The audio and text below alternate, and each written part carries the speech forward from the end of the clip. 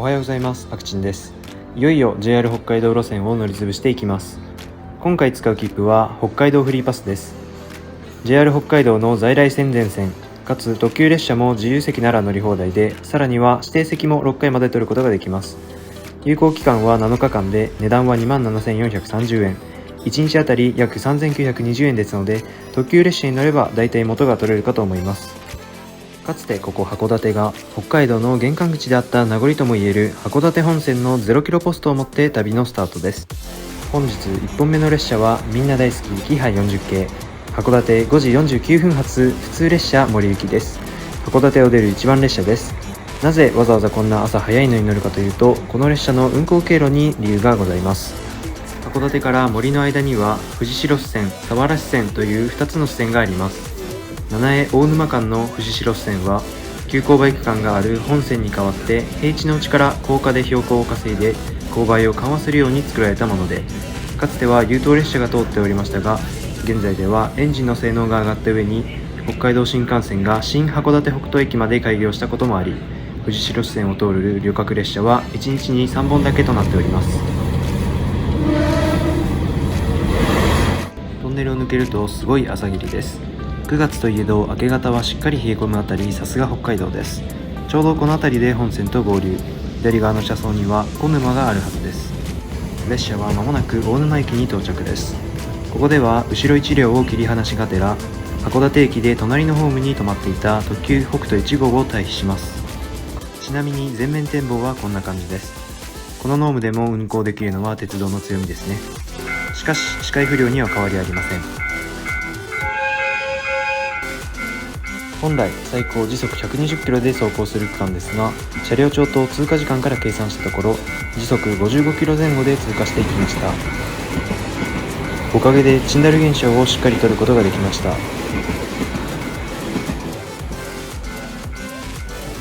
ここからは2つ目の支線、佐原支線に入っていきます。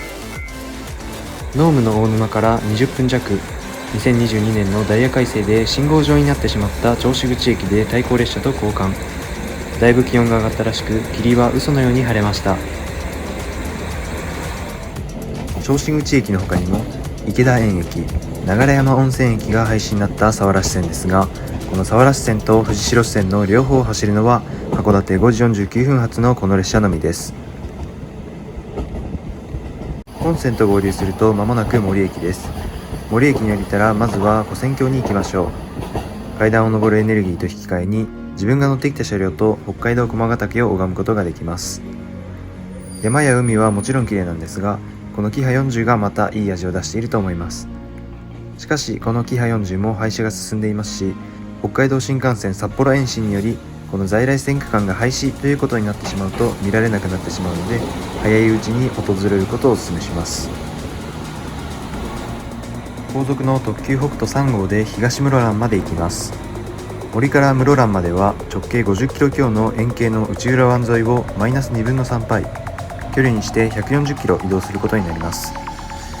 森から室蘭を直線で結ぶことができれば、単純計算で10分の3程度に短絡することができ、実際に橋や陳米トンネルの建設構想もあったようですが、現在の需要を考えると実現はほぼ不可能でしょう。森から約1時間半、東室蘭に到着です。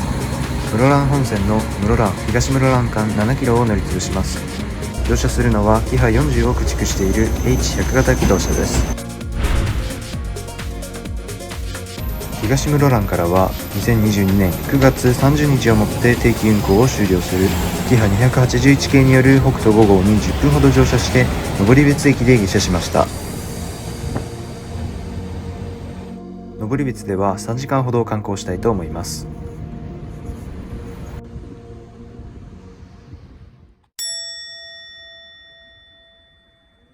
マジ人入ってるし、今日11日でしょ。きつ。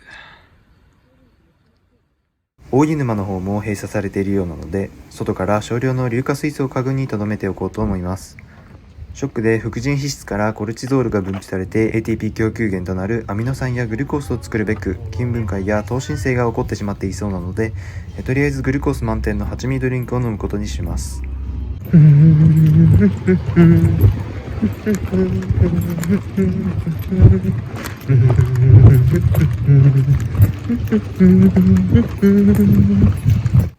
源泉である地獄谷を見られなかった分、温泉に浸かろうと思います。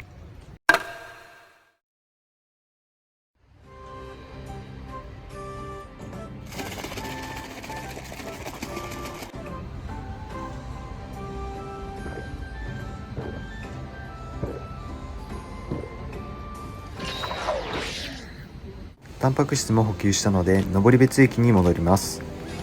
本日3回目の特急北斗で札幌を目指します。体がポッカポカでしたのでこの後爆睡してしまいました。豊平川を渡ると間もなく終着札幌です。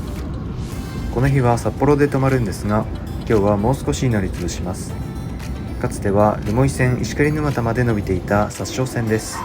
110キロ強あった路線も今では4分の1の 28.9 キロに縮小され、終点は北海道医療大学駅となっています。かつてはここから80キロも北に線路が伸びていたんですね。モータリゼーションの強さが伺えます。 JR 北海道ならではの大きな片開き扉に感心しながら札幌に帰ります。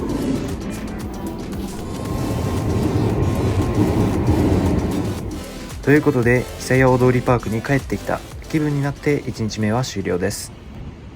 ご視聴ありがとうございました。よろしければ高評価とチャンネル登録よろしくお願いいたします。